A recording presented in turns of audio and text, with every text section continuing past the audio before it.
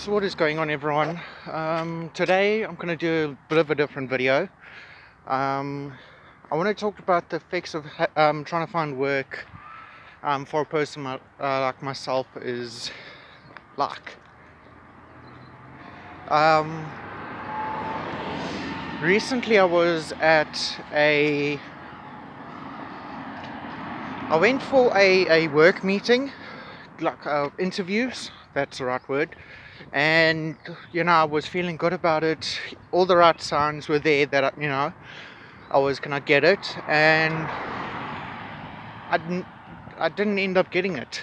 Now for this year I've been searching for work.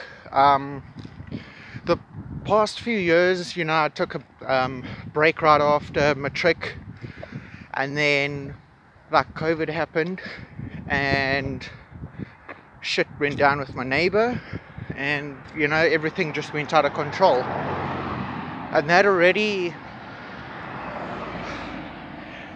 had me down, dejected, in the feeling like I'm in the gutter. And yeah, so anyway, the effects of like work, on top of having other things around you going on, is certainly not easy. Everyone that you try out, every place you send an email to and you don't get a response, is you take it on the chin. Shit happens and you move on. That's no biggie.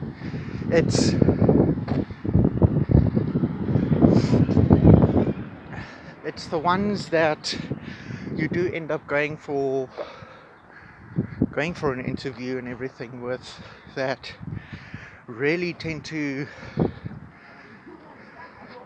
mess with you. So you go for the interviews, everything seems to go okay, and 90% of the time they want one or the other thing. The first one is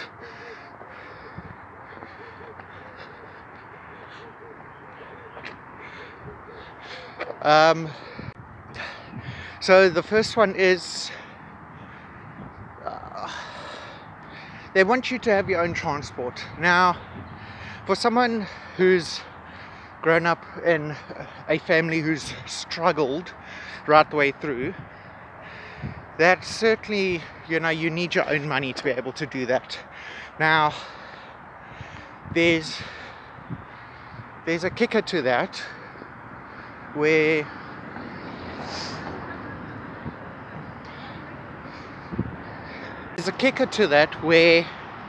you have one of your parents who has a certain motorbike that tends to sit outside, that when you try and sell it, to try and make some money so you can start working towards, things like your car, you find out, one, it's not worth anything. Two,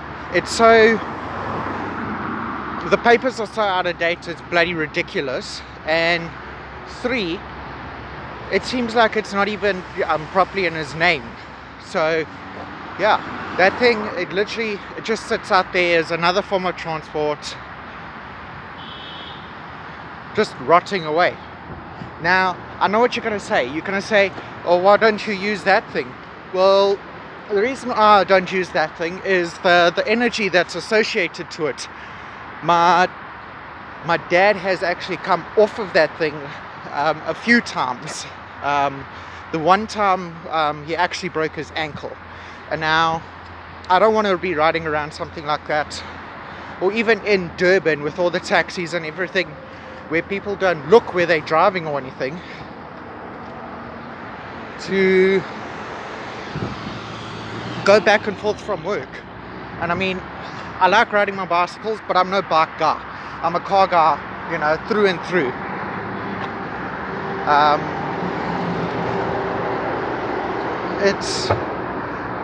It tends to get frustrating. Yeah, with the bike issues and my mom's car being in a state where it really needs to be fixed to be able to go long distances, you know, for basically every day, you know. And if so, that's also a big issue. Another thing is, yeah, the feelings you have when you end up not being able to get the job, you know, especially when it's something that your end goal is actually you've chosen it to work up to that. Yeah, that's the difficult part. Another thing is, you know, for someone like myself who's bipolar and ADHD, you tend to go through different emotions. Now, the one side is like, you know, it happens. Pick yourself up from it and move on. There's no use being upset about it and dwelling on it to the point that, you know, you just don't want to do anything. And then there's the other side that's more like, get up, be a man, you know. Nothing's gonna come to you if you sit around and be a little bitch and sulk. And yeah, it's frustrating, you know, because it's you're fighting yourself constantly, you know, good and bad. And it all depends on which side you're allowing yourself to, which side you're allowing to win. Do you tell yourself that you're a bitch and just to pick yourself up and move on? Which lately I've been telling myself a lot, which is why I've been struggling with, you know, my mood swings, my anger. I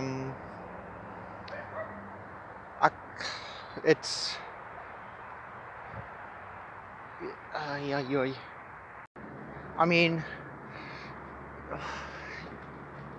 at this point I'm feeling like, you know, people who in this area that I live in, who I believe are 90% of them are the biggest bunch of snobs with no money, have probably paid to get their job or paid to have their child get the job.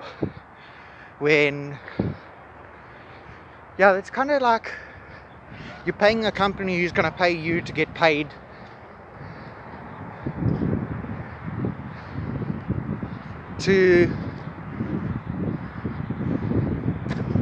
It just doesn't make sense. And remember now, everything that goes on, you know, in between finding work, putting out emails, trying to put out content which gets no views, and you see it gets no views, so you feel dejected, unseen, invisible. And from a person like myself, all you want to do is get some sort of recognition. So while I haven't been posting on YouTube, I've been at least attempting to post on Twitter, which is now X. I've got a Threads, but I've posted one thing there because I haven't gotten into Threads. You know, it's like Twitter, but it's like a hack job Twitter, to think about it. Instagram, where, you know, seeing people, you know, have these cars that you could only ever wish to have, kind of, it gives you a little bit of fire up your arse, but it also kind of throws you in the gutter, because you have this dream, you want to follow it out, and you kind of get jealous. And on top of it, I'm like going through this phase now where, you know, I need to up my game on my channel.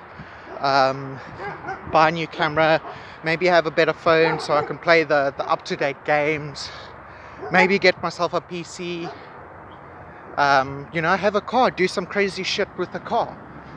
But you can't do that when you don't got money. everything these days requires some sort of investment, monetary investment to go anywhere. And that's honestly what it's all about for me, you know, trying to invest into something that in the end will work out better for you in the future. I'm collecting Hot Wheels. I have maybe 150 now. I've got 2 bigger model cars. I've got an RC. But the RC, you know, the value isn't going up necessarily because there's always a newer one, always a better one coming out, always a more expensive one. And it's you know, I have an electric one. The electric ones don't hold their values like the you know, the internal combustion ones do. Those little motors, you know. So it's like, how do you find enough money where you could start buying and selling things to work yourself up to your first of many goals, and you just can't do that, you know, which all ends up coming around to being depressed, feeling dejected, feeling angry with, you know, what's going on, frustrating you, which, yes, I must say, does give you a bit of fire up your arse, but the depressing side tends to take the energy out of you, and you need energy these days to do anything. Oh God. So I know I've probably gone in like circles, squares, maybe even octagons. So hopefully people see this video and, you know, give me an idea. Put it in the comment section, subscribe, like, you know, just to follow my journey, because, you know, I may be struggling now, but hopefully soon something will come along that will, you know, make you happy. And also, to add to something I said earlier, also a lot of things that, you know, happen tend to weigh on your confidence. You know, every time you go in an interview, you think you've got it, and you don't get a call, an email or something to say you've got the job. You know, it kind of hits you in the nuts, takes away your confidence, especially when, you know, there's people around you who have said, oh no, people in high school even, oh no, you'll be nothing better than a packer at some store, which, you know, you don't tend to forget those things.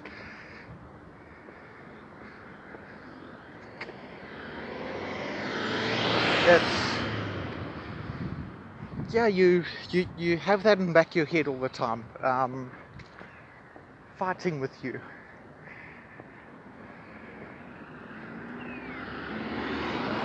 So anyway, I swear this house is abandoned now. It does not look good. It always used to look good. So anyway, like, you kind of do need the confidence booster as well. You know, going on walks, trying to lose weight, it's all good and dandy, but what does it do really? It allows you to think, get angrier, and, you know, and anger tends to cloud your judgment.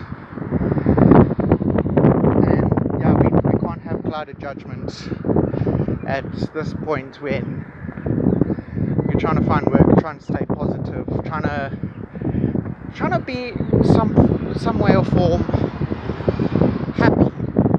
Now, happiness is also just an illusion, and it's also just temporary. So temporary happiness compared to trying to buy your happiness, and my happiness lies in cars. And that